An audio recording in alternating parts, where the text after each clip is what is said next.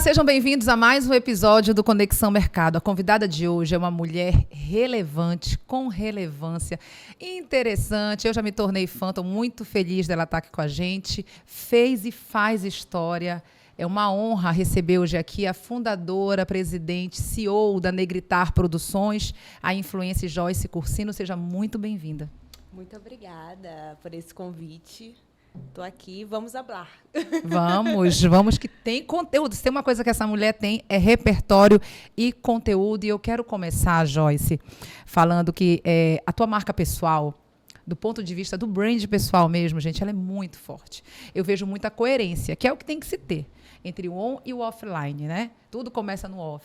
Mas tem muita gente que coloca ali no on alguma coisa que a gente vê, né? Tem muita coerência, né? A tua marca tem coerência. Isso é um ponto muito forte do teu brand pessoal. Mas a gente sabe também, eu costumo dizer o seguinte, marcas pessoais, a gente já nasce com a nossa marca pessoal. Só que ao longo do tempo a gente vai o quê? Construindo, com os sinais que a gente vai emitindo, com aquilo que a gente vai realizando. E você chegou num ponto de uma marca pessoal muito forte, com coerência. E tem todo um trabalho. Mas eu quero o antes disso, sabe? A Joyce, de onde veio, como começou a entrar nesses movimentos. Porque um baita caminho até provavelmente ter se tornado uma das 30 vozes que mudaram a indústria da comunicação. Né? Uma jornada, acredito nessa jornada grande aí. Então, eu quero ir lá para trás, lá para o início, sabe? De onde vem a Joyce? Então, bora, senta que lá vem a história.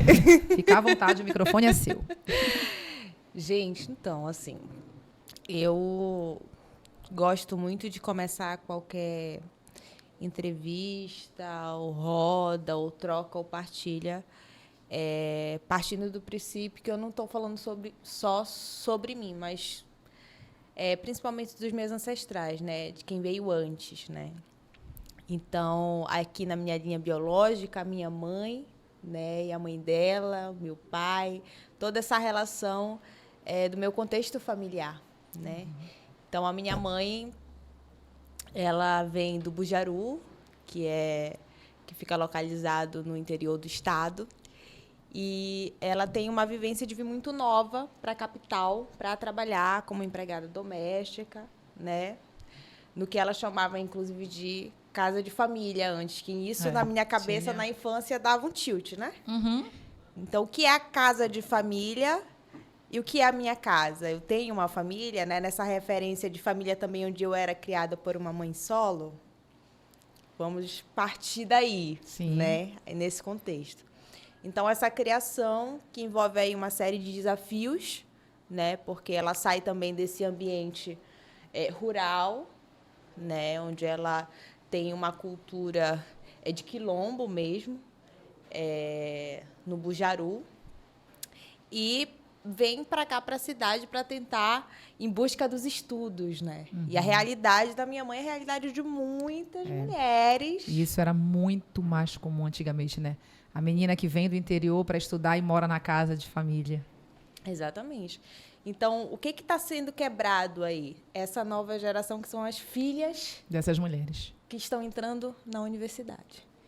Então, assim, eu realmente me vejo fazendo parte dessa geração. Então, eu sou uma delas, né, que está por aí. E aí eu estou dentro dessa casinha aqui dentro da comunicação, né? E essa movimentação é muito... Não, mas aí só te cortando, me perdoa desde já, porque eu preciso saber dessa lacuna durante ali a tua infância, a tua pré-adolescência. Era uma mãe que falava muito por ter passado por algumas coisas, falava tipo, olha, estuda, para você ter para o teu caminho ser diferente. Eu queria entender ali mesmo, assim, naquele seio familiar. Acho que existe muito uma questão da própria relação da cozinha e das tarefas domésticas, né? Então, eu digo que ela cuidava sempre de duas casas. Ela cuidava da casa, né, do outro, que muitas vezes essa relação, desde muito nova, foi baseada ali, às vezes, em troca de moradia e comida, ou seja, trabalho escravo, né? Estou falando da minha mãe, estou falando nem da minha avó e nem lá de trás, né? Uma relação muito... Ou seja, algo bem pertinho aqui da gente, né? É bem pertinho. Sim. E cuidava da família, também do seio familiar ali, eu como filha, no sentido de garantir nutrição, enfim. Então, aquela foi a forma dela demonstrar o amor dela, né? Fazendo comida, arrumando as coisas. E dizia, minha filha, foca nos estudos, né? Foca nos estudos, sai daí. Parece que ela não gostava muito que eu tivesse nesse ambiente. E justamente também por ela não ter conseguido acessar tanto esses espaços da educação. E aí, de repente, ela não queria te ver nesse ambiente para tu não pegar aquele gostinho e, de repente, tá trilhando o caminho dela. Não, gente, eu vou falar como mãe. Não sei se você já é mãe. Eu sou mãe. Você quer realmente um caminho diferente para seus filhos. Melhor ou menos desafiador. Quem dera a gente pudesse controlar tudo. Então, provavelmente foi isso. Exatamente. Isso eu vim perceber depois de muita, assim, crescer, amadurecer. E olhar com carinho para essa relação, assim, e pensar, realmente, se eu tenho essa oportunidade de estudar, e aí como a primeira da família a entrar na universidade, né? Olha. É um ciclo muito, muito grande, de muita luta, assim, né? A maioria da... Agora tem isso, no DNA todo mundo se virou. Ninguém entrou na universidade, mas todo mundo tem um espírito empreendedor. Eu digo, alguma coisa a gente herda, né? Então, as minhas tias foram costurar, a mamãe foi trabalhar de cozinheira em restaurantes, e foi fazer unha, manicure, enfim, foi trabalhar com diversas outras coisas para sobreviver, né? Então, a minha infância e adolescência, eu sempre tentei complementar essa renda em casa. Aí tu fazias o quê? Olha... Isso na escola, tu bem vendia alguma coisa. Olha, eu fazia rifa. Eu já fui cobradora de transporte alternativo, né? Ficava da van, bora ver o peso, São Brás. Joyce é jurunense. Sou jurunense. Então, fazia aquela rota ali, né? E desde muito nova, e não me orgulho muito disso, porque era um trabalho infantil, né? Sim. E eu sei que é um direito, né? Que deve ser dado a todas as crianças, e aí a gente olha para essa infância negra e questiona o lugar da infância também, entendendo esse lugar da infância, do direito de brincar. Né? Quem é que tem o direito realmente de brincar hoje no Brasil? E de estudar, e de focar nos estudos. Não, ela sempre me deu esse lugar, foca nos estudos, mas eu... Né? Ali eu quero ajudar minha mãe, né? Então, eu sempre dava um jeitinho de contribuir com ela dentro de casa. Então, essa coisa de criar, de inovar, ela vem dessa sobrevivência diária. Então, o que a gente vai fazer hoje para comer hoje? O que a gente vai fazer amanhã para comer amanhã? O que a gente vai fazer hoje para ter o Natal? A gente vai fazer uma caixinha durante o ano, onde a gente vai abrir para ter a festa do Natal. A gente vai fazer a rifa para comprar o presente do Dia das Mães. Eu sempre dava um jeito, né? E muito desse aprendizado com o que ela fazia dentro de casa, né? E aí, a minha adolescência foi assim. Então, quando eu ia para o interior, em Bujaru, brincava, lógico, né, com os meus primos. E esse contato muito forte com a natureza, né? Então, eu sou uma criança criada na beira do asfalto, na beira da Pissarra, mas também na beira do Igarapé. Eu transitei por todos esses espaços, sabe? Da cidade, da periferia e do campo. Então, eu tenho uma conexão muito forte assim, com as árvores, com os pássaros. A gente andava no interior, então a gente trombava com preguiça, atravessando a rua. E aquilo já virava a grande história Por isso que faz tão parte da tua essência, né? Essa coisa da Amazônia que você fala tanto e está tão presente no teu trabalho, na tua marca. Vem daí, né, Joyce? Vem dessa infância aí. É a criança falando, não, tem que... É a nossa árvore, a nossa casinha na árvore, né? É o nosso igarapé, onde a gente vai criar as memórias afetivas e hoje ver que os igarapés estão sumindo. Já dá uma... porque representa essa infância se perdendo também. E eu acho legal um ponto que você falou, que é dar consciência à nossa voz. Aquilo que a gente fala, por exemplo, você contou aí uma parte da tua história, né, de fui lá e trabalhava como cobradora de transporte alternativo, esses transportes que muitas vezes são ilegais, e mais é legal ainda ter uma criança trabalhando, mas é importante que, ao mesmo tempo, você já falou assim, não que eu me orgulhe disso, que não é o certo e tudo. Eu acho muito importante a gente sempre estar colocando conscientização dentro da nossa voz, principalmente se é uma voz forte, se é uma voz... Hoje eu digo o seguinte, está todo mundo com o microfone nas mãos, né? A gente tem a rede social, a gente está todo mundo ali opinando, deveríamos ter mais consciência do que a gente está postando, né? Porque, de certa forma, isso daí não tem nada a ver com o número de seguidores. A gente sempre está, agora, influenciando. E não é só os nossos, né? Porque antigamente a influência ela pairava ali, né? Nos nossos, na família, na nossa casa, ali nos parentes. Mas vai muito além hoje. Então, parabéns por colocar sempre consciência dentro da tua voz. Durante os teus estudos, tu tinhas essa... Já participava assim, de algum movimento? Que época dos estudos? É porque eu te vejo com muitas causas, né, hoje. Então, essa formação, a Joyce chegar nesse ponto de ser essa mulher que levanta bandeiras, que tem essas causas, isso teve durante a tua... Sabe aqueles movimentos estudantis? Tu fazia parte de algo assim? Teve dentro dos teus estudos ou não? Já foi? A partir de quando? Então, o movimento social, político, né? Não essa política partidária, mas essa política de engajamento social com as organizações... vem depois. O primeiro movimento que eu faço dentro do meu bairro é um movimento por justiça contra a violência militar, né? Ali por volta de 2017, foi 2018, a gente tem aquele período das chacinas, né? Dos carros pretos, carros pratas. Então, assim, eu também, sendo moradora de periferia, eu cresci, saí para comprar uma manteiga na esquina e voltei e vi uma pessoa na esquina ali que, né, sofreu aquela violência. E eu tive contato com a violência desde muito cedo, né, com esse tipo de violência. E já me instigava, né, aquilo, assim, tipo, já não conseguia banalizar, né. E para muitas pessoas aquilo já era dado de comum naquela época que tinha, né, essas chacinas. Então a gente tinha toque de recolher. Olha, 10 horas tem que entrar. Imagina a minha mãe, né, mãe de uma adolescente, o que foi para ela viver essa época que eu saía para comprar uma coisa e rolava tiroteio e tinha toque de recolher, volta para casa, um desespero enorme. Nossa. Né? E aí eu vivi, assim, uma violência muito próxima de mim. Na época era um amigo meu cunhado, e que aí ele foi vítima dessa chacina, e uma dessas chacinas, e a gente mobilizou uma passeata nos Jurunas. Foi quando eu fui para cima mesmo, assim, que eu comecei a entender. Virou uma chavinha ali, né, Joyce? Virou uma chave, né? Essa sede, assim, de entender, assim, por que estão matando a gente? Por que estão matando os meus amigos, as pessoas que estudam na mesma sala que eu, as pessoas que são os meus vizinhos? Por que isso acontece aqui? Né?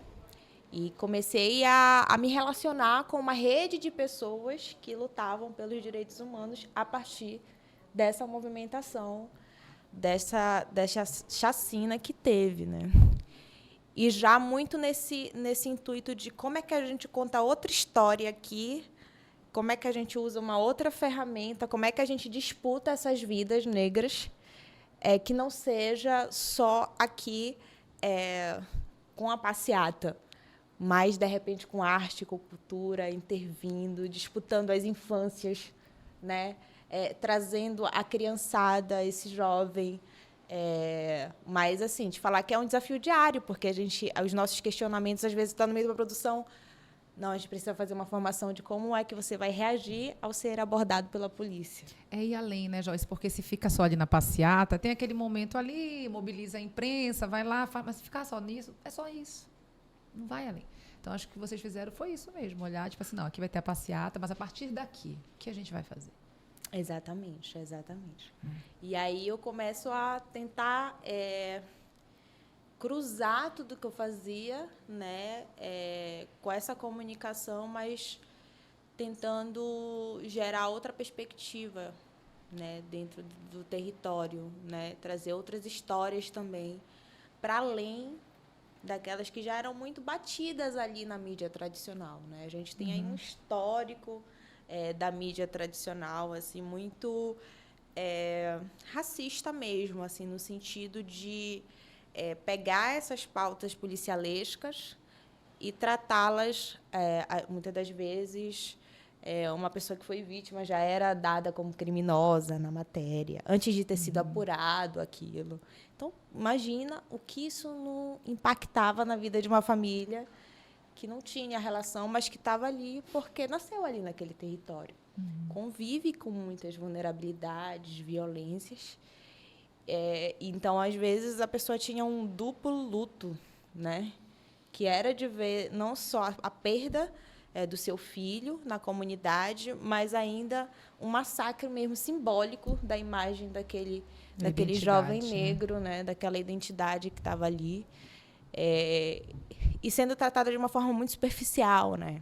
Por que está assim? Por que acontece? Qual é o sistema? Por que essa assassina está acontecendo? Não. Morreu, olha aqui, era suspeito de andar com não sei quem. Era uma investigação muito assim. A gente precisa entregar, que às vezes é o que dá audiência, né? Então, foi um momento delicado, mas me deu uma virada de chave assim. Eu falei, não, eu preciso me movimentar, né? E aí, também para ser menos violento para mim, a arte, a cultura, o cinema, essas outras formas de resistir vieram nesse lugar também, assim, de cura. Imagino. E esses movimentos que englobam a arte, a cultura, deve ter devolvido a esperança para tanta gente, né, dentro da tua comunidade. Sim. Esperança de que, tipo, nossa, eu posso ser visto, né? Eu posso ser alguém. Eu imagino os frutos do trabalho que tu realizas. Que deve ter ali para a tua comunidade. E eu falo mesmo de forma também inspiracional, porque me colocando num lugar de alguém, um exemplo, se fosse moradora dali, se a Joyce conseguiu, se a Joyce se destacou, eu também posso. Tem oportunidade para a gente. Pode acontecer. Digital está aí para facilitar também muita coisa nesse sentido, de dar voz, de tentar trilhar um outro caminho.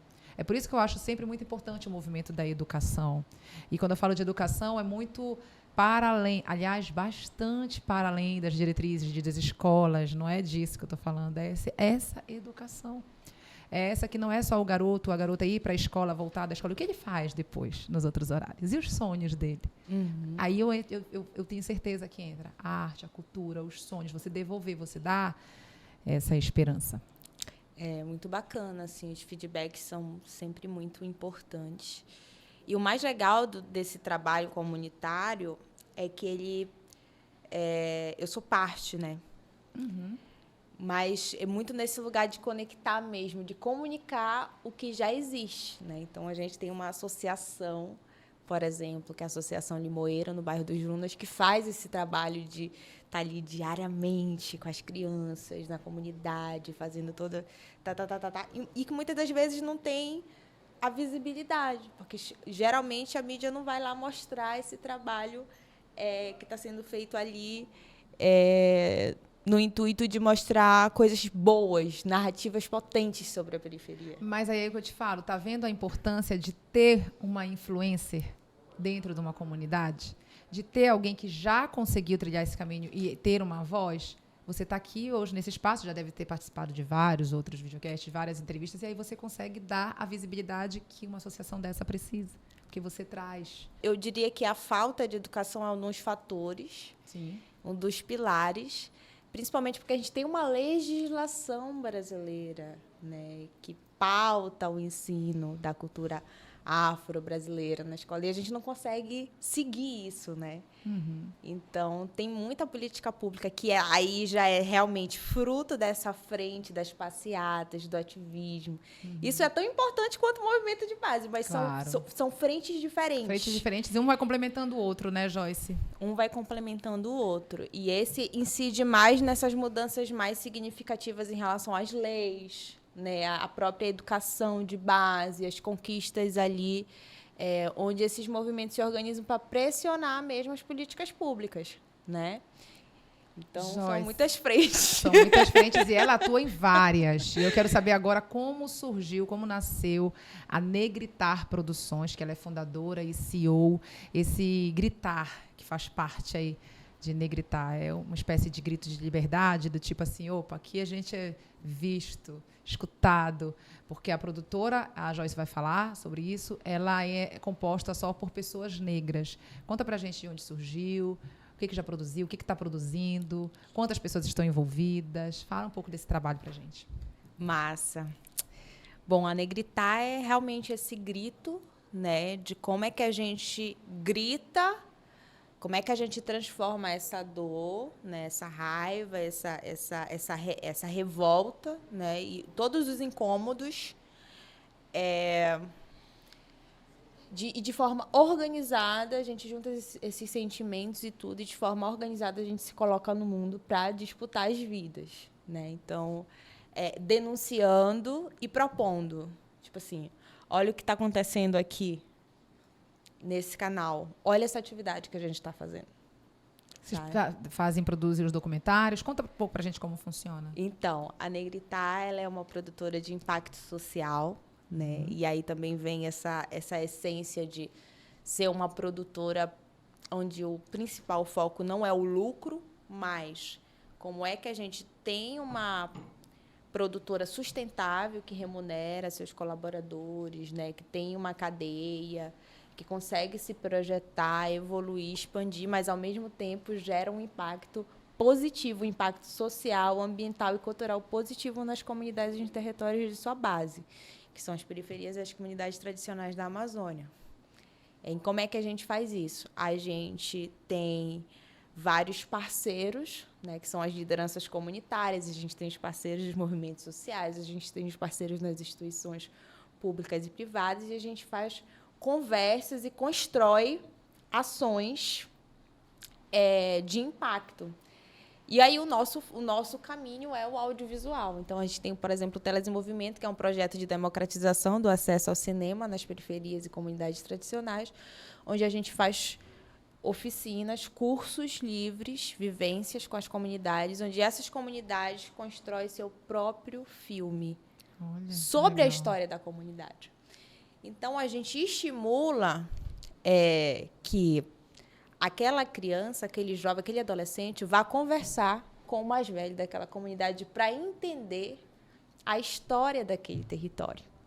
E aí as gerações vão se cruzando, a juventude começa a pesquisar e entender melhor de onde é que está vindo aquilo, porque aquela casa é de palafita. Será que todos os jovens ali, por exemplo, na Vila da Barca, sabiam que moravam em uma das maiores áreas, né, de palafita da América Latina, né, maiores comunidades, né, de palafita? E esses dados eles vão surgindo nessa pesquisa.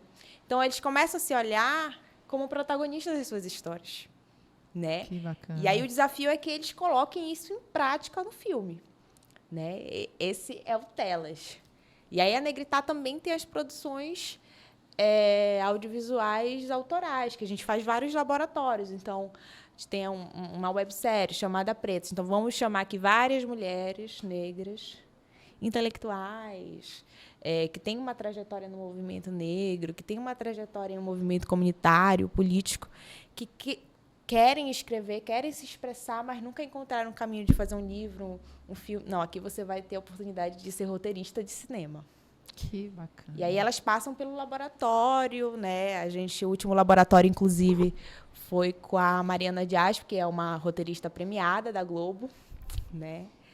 E ela esteve no laboratório e foi uma das instrutoras que trocou esse conhecimento, né, com a gente aqui. E desse laboratório saíram várias histórias de várias mulheres. E aí isso, a gente vai construindo as obras nesse formato de laboratório, onde a gente uma aprende com a outra, né, para a gente poder fazer os filmes. E é muito bom, porque assim a gente consegue reduzir os nossos custos, fazer com que essas mulheres tenham essa experiência e possam se projetar e se ver em outros lugares, outras profissões, a partir do que elas, né, querem fazer na vida. Mas como é que elas também compartilham a história que elas têm para contar no cinema e com as pessoas da comunidade dela, porque geralmente os filmes voltam para as comunidades delas, né? Então, olha, que eu fui roteirista desse filme, então vamos exibir aqui. E onde a gente encontra esse material todo? Então, a gente tem 2 formas, né, de encontrar esse material. A gente tem o YouTube do Telas em Movimento. Telas e Movimentos. Telas em Movimento, que é esse projeto que eu falei anteriormente. Então, a gente tem lá a última edição do Telas em Movimento, as narrativas climáticas da Amazônia. Foram 10 filmes, tá? Olha, Pará e Maranhão. tudo lá disponível pra gente. Aí tem Olha só, deve ter direito à conteúdo água, à bom. cidadania, habitação social, racismo ambiental, várias E histórias. como tá as ali. visualizações disso? Conseguiu um alcance? São muitos, os Relevante. alcances são bons, mas é aí que tá.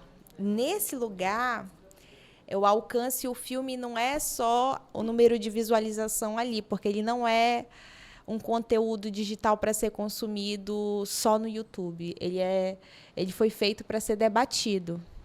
Então, ele é um conteúdo propulsor dos debates da narrativa climática. Então, assim, esses filmes rodam conferências. Agora vai estar no Rio de Janeiro, dentro de uma conferência que vai debater plástico, resíduos e nós, um lançamento de um livro que vai ter no Rio de Janeiro, por exemplo. Nós vamos estar com um desses filmes lá. Olha que legal.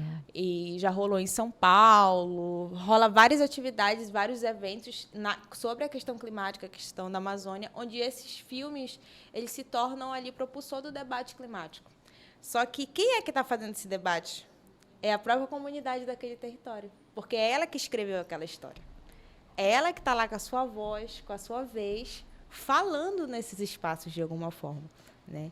Então, a gente é ponte para conseguir também democratizar essa participação popular no debate climático, por meio do audiovisual. Por meio do audiovisual, nossa. Por meio do audiovisual. E aí, as nossas produções autorais estão também no nosso canal no YouTube, Negritar Filmes e Produções. E a gente também, né, agora, com essa nova demanda, eu diria, mas não só demanda, com as vitórias, né? A gente está tendo muitas vitórias no mercado do cinema, no setor público, onde estão sendo geradas várias oportunidades, editais, né? Hoje, inclusive, foi anunciado mais um pela ministra Margarete Menezes. Então, a gente já está indo para esse debate de alcançar os streams, alcançar as telonas do cinema comercial, né? Ir para festivais internacionais com essa narrativa, né? Tanto a narrativa negra, quilombola, como a narrativa amazônica, indígena também. Porque quando a gente vai para esses territórios, não está dada as identidades. Quem constrói a narrativa é a comunidade.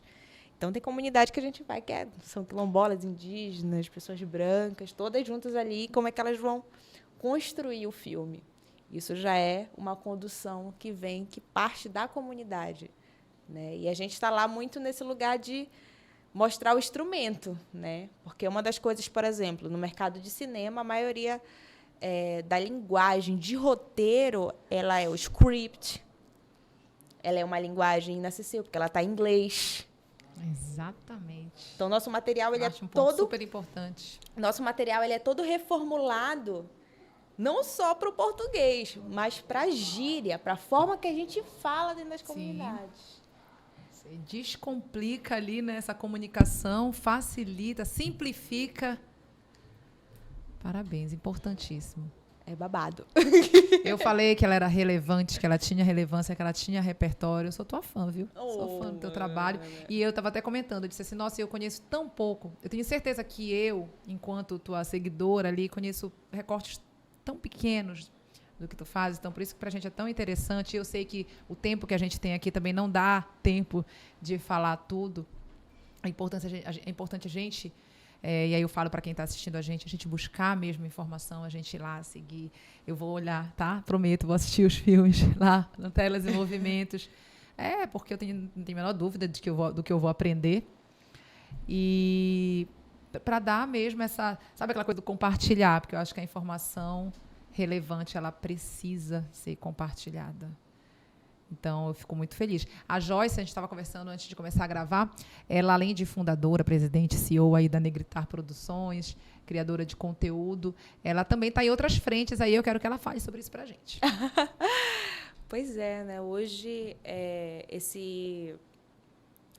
existe uma nova demanda mesmo por esse conhecimento do letramento racial, né? Então a gente também atua com essas consultorias, né? Chegando junto das organizações, entendendo como é que elas podem modificar o seu modo de pensar, agir, atuar, melhorar suas corporações no sentido de incluir mais, né? Ter mais não só representatividade, mas equidade nos seus quadros, né? Nas suas narrativas, nas suas formas de fazer, né? Para que a gente realmente tenha ali nesse cotidiano, na prática, essa convivência maior com a diversidade de pessoas e, portanto, também a maior amplificação da consciência racial. Né? E uma coisa que você falou aí, eu acho importante, é não ser só alguém, porque assim, a gente sabe também que tem muita empresa, tem muita marca, que aí coloca lá, contrata uma pessoa negra só para dizer assim, estou cumprindo aqui com a questão da cota, estou incluindo, estou sendo inclusivo. Não, não é isso.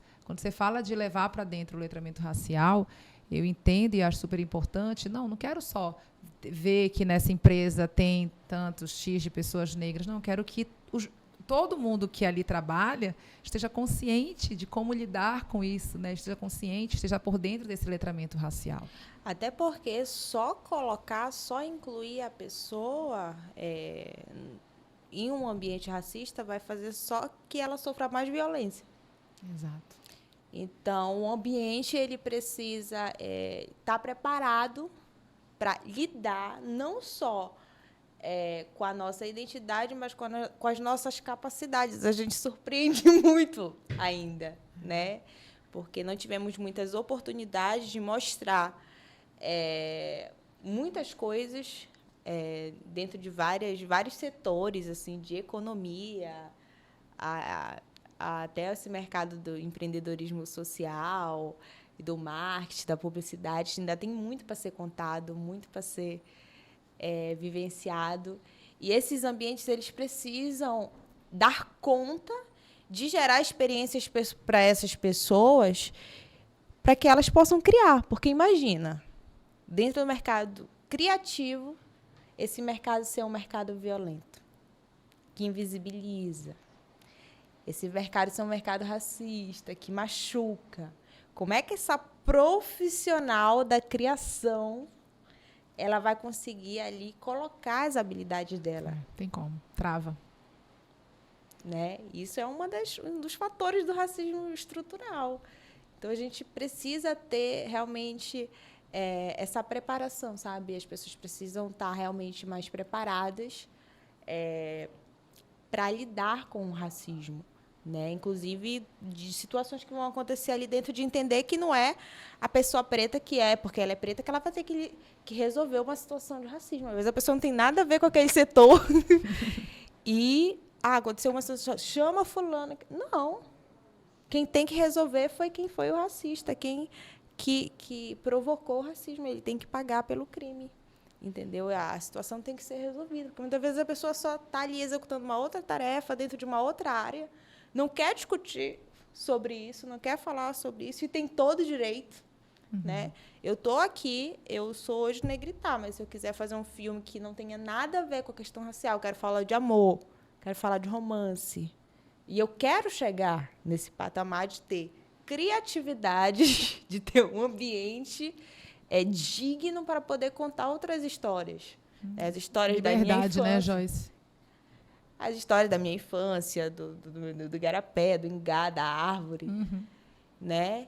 E aí, às vezes, a gente tem que estar sempre voltando nesse ponto de estar denunciando ainda as questões que estão acontecendo. Então, a gente precisa, né? E também sou atriz, né? Espero que venham aí, nessa levada, mais diretores negros, mais roteiristas negros. Acho que a gente tem também que celebrar essa vitória, né? Fruto dessa luta do movimento social, onde a gente tem mais pessoas nesses espaços, né?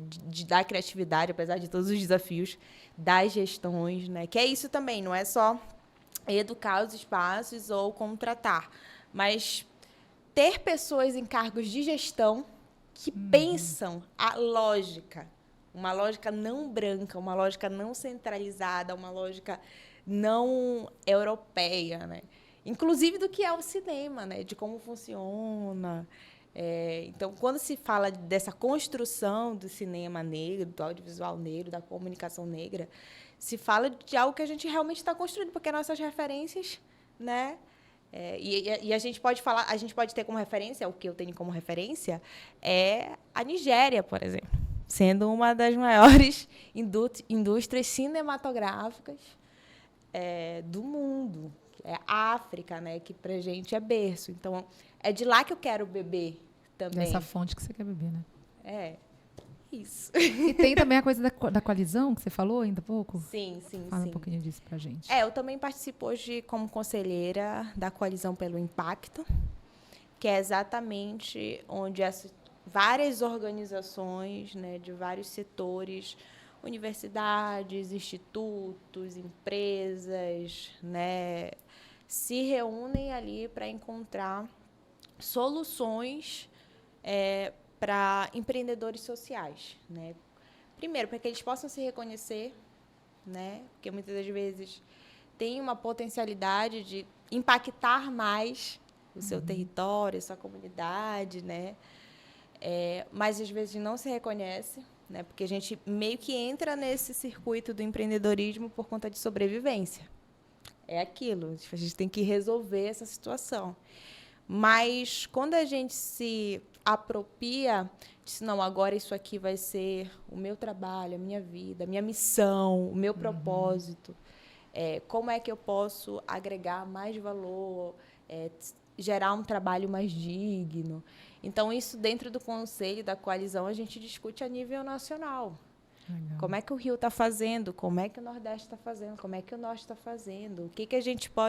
Como é que a gente pode movimentar as universidades para conversar mais com as periferias? Como é que a gente quebra essas lógicas que estão aí impostas, né? E aí o conselho e a coalizão é composta por diversas cabeças pensantes, né, que constroem, sugerem. É uma construção muito democrática, assim, né? Então, são várias frentes mesmo, porque... E aí, assim como tem a coalizão, tem a Associação dos Profissionais do Audiovisual Negro, né? A APAN, que também é uma das organizações responsáveis por tudo que a gente está vivendo hoje de política pública, né? Esses profissionais estão ali fazendo esse trabalho mesmo de incidência política, que estão lutando pelos direitos dos trabalhadores no mercado, né? Do audiovisual, dos trabalhadores negros, das cotas de tela, né? Inclusive, essa cota de tela é uma cota para o Brasil, para que a gente tenha mais produções brasileiras, né? Que a gente tenha incentivo e fomento a produções brasileiras, né? Primeiramente, que geralmente as produções de fora, né, internacionais, têm mais espaço do que as próprias produções brasileiras. Aí isso quebra, né, a nossa cadeia de produção, porque não chega nas pessoas. Então, assim, influenciar, compartilhar, comunicar ao máximo de pessoas é essencial para que a gente também fomente esse público, né, dos artistas brasileiros, do cinema brasileiro. São várias causas, mas, na verdade, é a vida, né? Então, como a gente está imerso, transita, né, por vários espaços, eu digo que são pisas. A gente vai pegando uma pisa daqui e vai aprendendo também, né, com o tempo, né, criando outros caminhos. E eu tenho pensado muito assim, estrategicamente mesmo, né, com esse olhar mais macro, com esse olhar para a cidade, para o estado. Preparada para a COP? Ah, sim! Na verdade, assim, já existe aqui nessa Belém que a gente conhece, nesse Pará que é nosso, o movimento de resistência, resiliência, cuidado, proteção da nossa floresta. A nossa Amazônia é antrópica, né? Ela foi construída, ela foi cuidada, ela foi gerada, parida. Então, a gente tem os guardiões, a gente tem os defensores, a gente tem as pessoas que estão lá, na beira da roça, fazendo a farinha, pegando a mandioca, gerando economia e tudo sem agredir o meio ambiente. Né? Então, eles estão vindo para cá não é para trazer soluções, é para buscar, porque a gente gera uma inteligência sobre cuidado.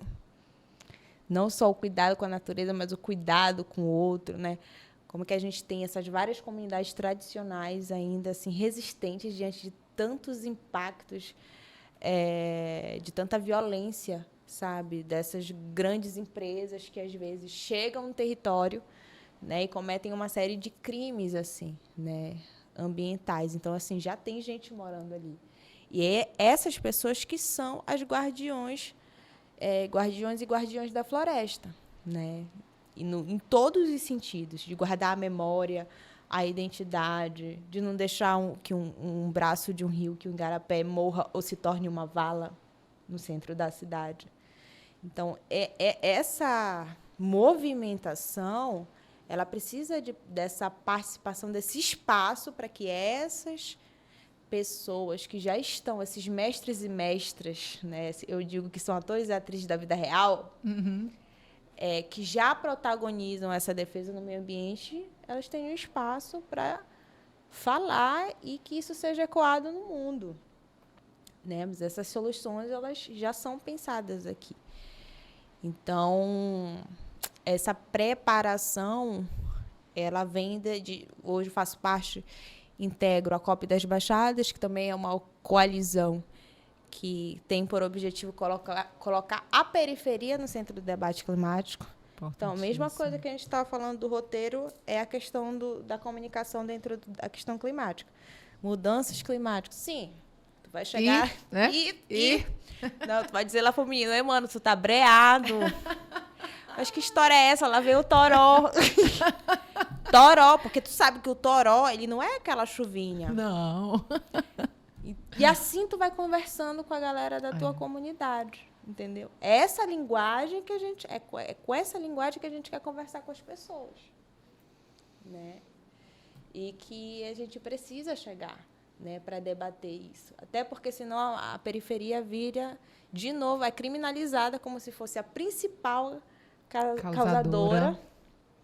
Não, porque ali é sujo. Quando que, na verdade, a gente sabe que não.